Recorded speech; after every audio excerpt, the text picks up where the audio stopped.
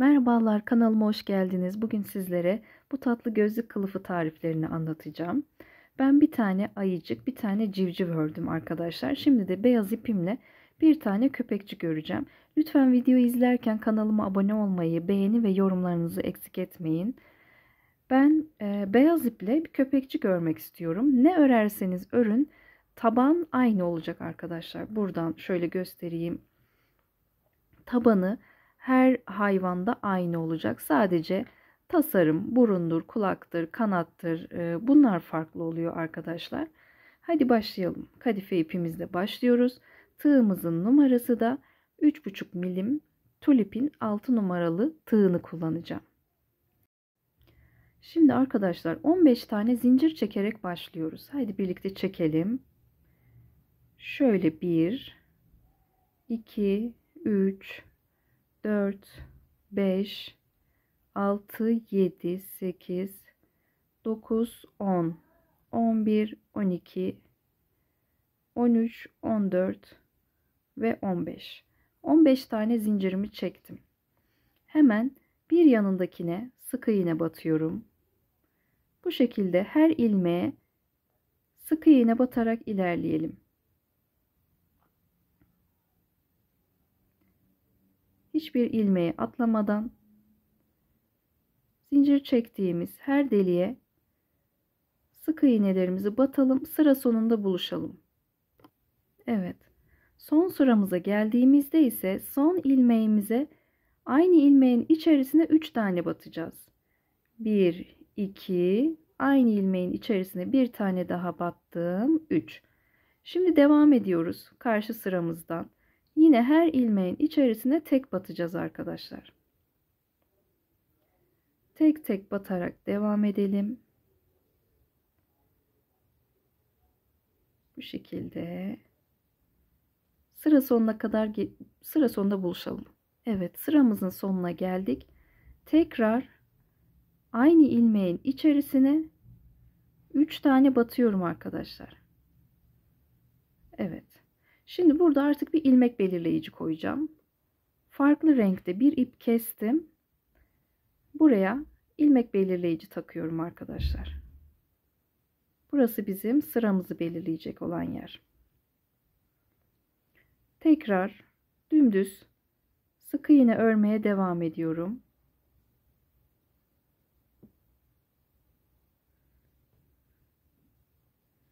Her ilmeğe tek batıyorum.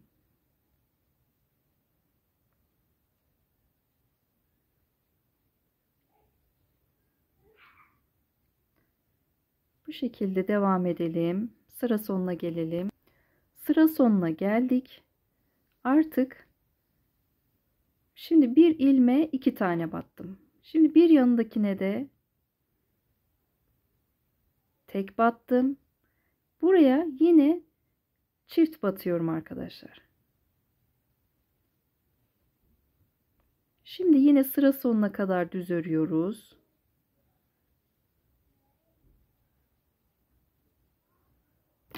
Şimdi yine sıra sonuna geldim. Çift batıyorum. Ortaya tek batıyorum. Bir tek daha batıyorum. Bu köşeye de çift batıyorum. Mantık köşelerden arttırmak arkadaşlar. Bunun bir sayısı yok. Bunu köşelerden arttırarak büyüteceğiz. Göz kararı gözlüğünüzün boyutuna göre büyütün. Bu şekilde yine düz örmeye devam ediyoruz. Şimdi bakın yine köşeye geldim, durdum. Çift batıyorum arkadaşlar. Ortaya tek batıyorum 2 tane. Hatta 3 tane tek batalım. Köşeye çift batıyorum.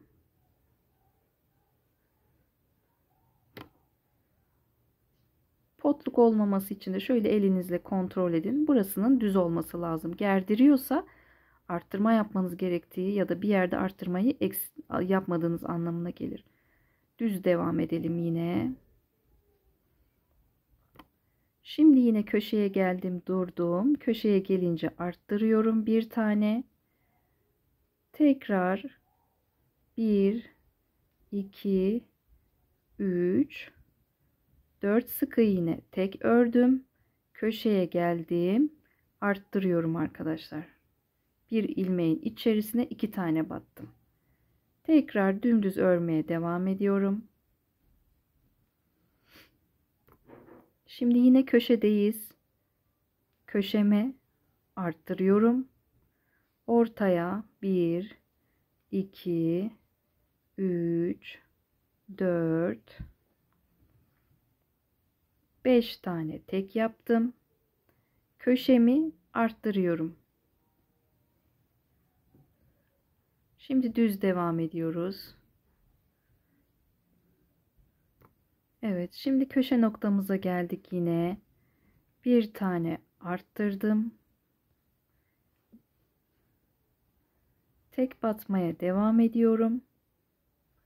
Tam ortama geldiğimde yine arttırıyorum bir tane arkadaşlar. Bir ilmeğin içerisine çift batıyorum çünkü potluk yapmasını istiyorum. Tekrar yanlara düz yapmaya devam ediyorum. Ve köşeye geldiğimde tekrar arttırıyorum. Potluk yapıp yapmadığını da böyle dümdüzleyip anlayabilirsiniz. Şu an güzel gidiyoruz. Dediğim gibi videonun sonunda ben şu an size taban yapmayı öğretiyorum. Taban hepsinde aynı. Videomuzun sonunda civcivi de, ayıyı da, köpeği de nasıl yapıldığını tek tek anlatacağım arkadaşlar. Evet. Düz geldim. Köşelerimi göz kararı tespit ediyorum arkadaşlar.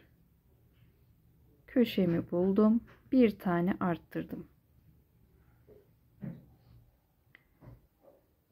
Şimdi karşıya, ortaya da arttırdığımız için buraya da arttırma yapalım. Tekrar düz devam ediyoruz. Köşemi tespit ettim ve arttırıyorum. Tekrar dümdüz örmeye devam ediyorum. Evet, şimdi bir köşeye daha geldim. Arttırmamı yaptım. Bu şekilde. Şöyle bakalım gerdiriyor mu? Devam edelim düz örmeye. Ortaya geldim. Bir tane arttırdım arkadaşlar. Aynı ilmeğin içerisine çift battım. Bu şekilde düz ördüm yine kenarlarını. Köşe olduğunu düşündüğüm noktaya arttırdım arkadaşlar. Siz de bunları göz kararı yapınız. Mesela büyüklüğünü de böyle ölçüyorum. Bakıyorum daha gözlüğüm sığmıyor. Gözlüğümüz sığana kadar devam edelim. Bunu kendiniz ayarlayacaksınız. Çünkü kullandığımız kadife ip farklı olabilir, tığ farklı olabilir. Ben 3,5'la ördüm. Siz 4,5'la örerseniz daha büyük elde edersiniz. Dolayısıyla buna kendiniz karar verin. Gözlüğünüzün boyutuna kadar büyütün arkadaşlar. Sizin gözlüğünüz küçüktür, benim gözlüğüm büyüktür vesaire. Evet. Bir köşeye daha yaklaştığımı hissettim. Hemen arttırmamı yaptım arkadaşlar.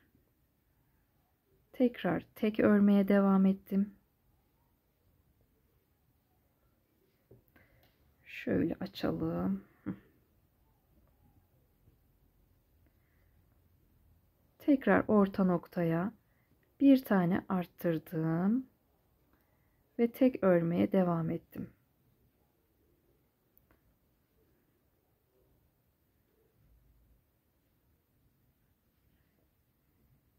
Köşeye geldiğimi anladım. Bir tane arttırdım.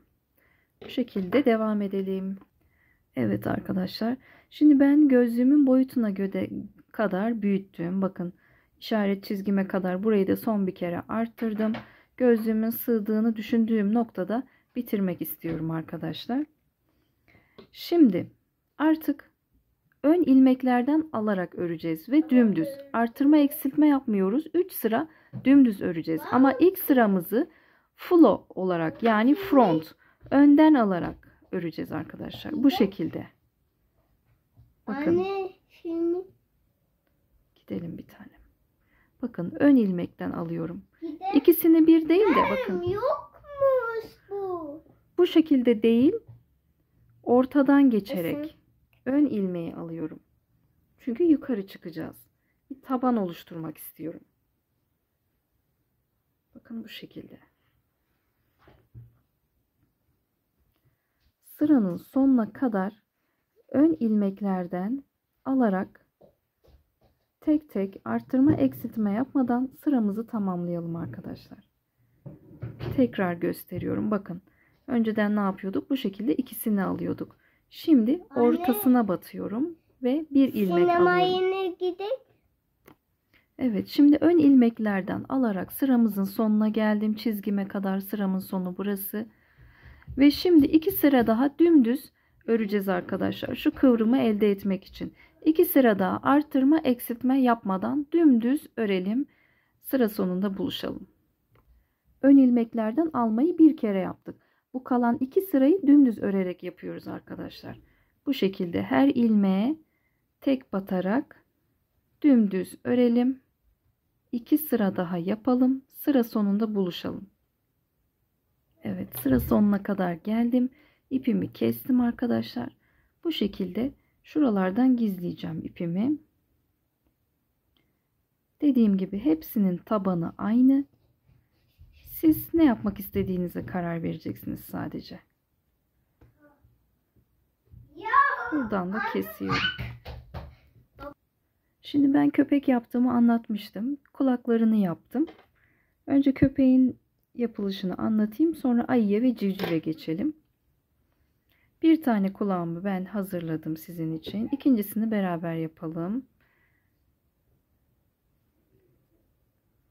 Şu şekilde 6 tane zincir çekiyorum.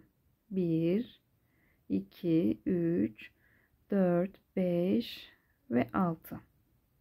Hemen yanındaki ilmeğime batıyorum. 1, 2, bir dakika, aynı ilmeğe battım sanırım. Hemen düzeltelim. 1, 2, 3, 4 ve 5. Hemen dönüyorum üste. Zincir vesaire çekmeden hemen ilk ilmeğime batıyorum.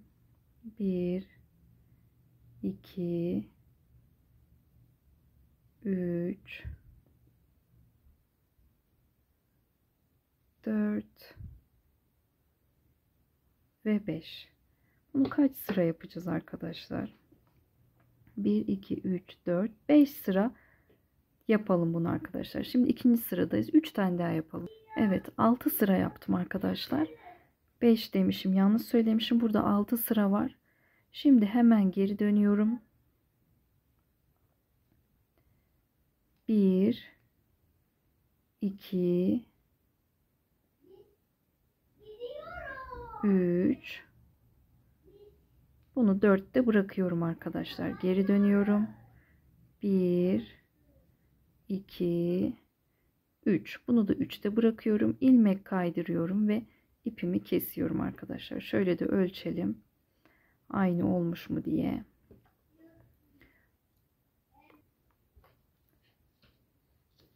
İpimi kestim. Aralardan gizliyorum. Bu şekilde.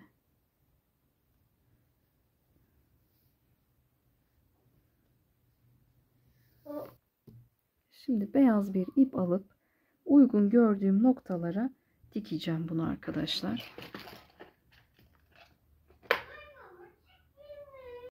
Şimdi köpeğimiz için burun yapacağız arkadaşlar. Hemen Siyah ipimi aldım. Sihirli halka yaptım. İçerisine 1, 2, şöyle 3, 4, 5, 6 tane sık iğne yaptım. Tığ numaramı hiç değiştirmiyorum. Aynı kullanıyorum. İpim kalın bir ip zaten. Şöyle ölçüyorum. Nasıl oldu sizce? Biraz daha büyük olsa güzel olur sanki. Tavşana da benzeyecek kulaklardan. Tavşan olarak da tasarlayabiliriz yani bunu. Bakalım keyfimize göre. 6 sık iğne yaptıktan sonra çift batıyorum arkadaşlar her tarafa. 1, 2, 3, 4. Her sıraya çift batarak 12 elde edeceğim. 5, 6, 7, 8, 9, 10, 11 ve 12.'mi ilmek kaydırma yaparak kaydırdım ve kesiyorum.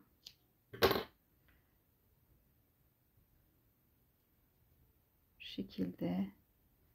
Aslında ben niye kestim? Zaten dikecektim.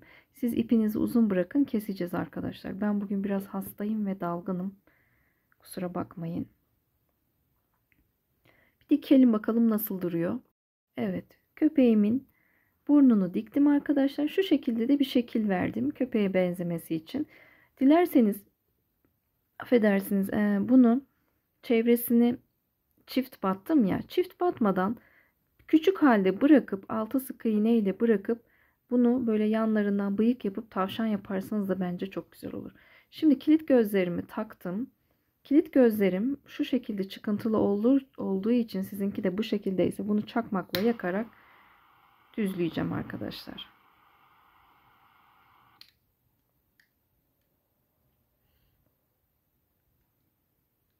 Düzleştireceğim ki masaya batmasın koyduğumuzda. Evet arkadaşlar, köpeğimiz, ayımız hepsi hazır. Ayımızda arkadaşlar kulağını yaparken 4 tane zincir çektim. Yine şurada yaptığımız gibi, burunda yaptığımız gibi sihirli halka, kadife ipte sihirli halka yaparken 4 zincir çekip karşıya batıyoruz arkadaşlar. İçerisine 6 tane sık iğne yaptım. Çevresinde 12 tane arttırdım. 12 sık iğne yapıp kestim. Kanatta ise arkadaşlar 6 tane zincir çektim. Bakın şuradan başlıyor. 6 zincir çektim. 6 zincirimin içerisine bir tane sık iğne, bir tane yarım trabzan, bir tane çift trabzan, 2 tane de üçlü trabzan yapıp kestim arkadaşlar. Civcivim de bu şekilde. Saç yaptım, göz yaptım. Bunlar göz kararı, dediğim gibi kendiniz tasarlayacağınız şeyler. Hepsi çok cici, çok tatlı oldu. İnanın çok hastayım. Bugünlük bu kadar yaptım. Ama eğer anlamadıysanız ben size bunları yorumlarda da yine tarifini yazarım, açıklarım. Önemli olan tabanı, dediğim gibi. Tabanını yapın. Gerisi hayal gücünüze kalmış. Bunları yapabileceğinizi düşünüyorum. Yapamadıysanız lütfen yorumlara yazın. Ben size yine anlatırım. Kısa videolar size özelden de atarım. Kanalıma abone olmayı, beni takip etmeyi lütfen unutmayın. Görüşmek üzere.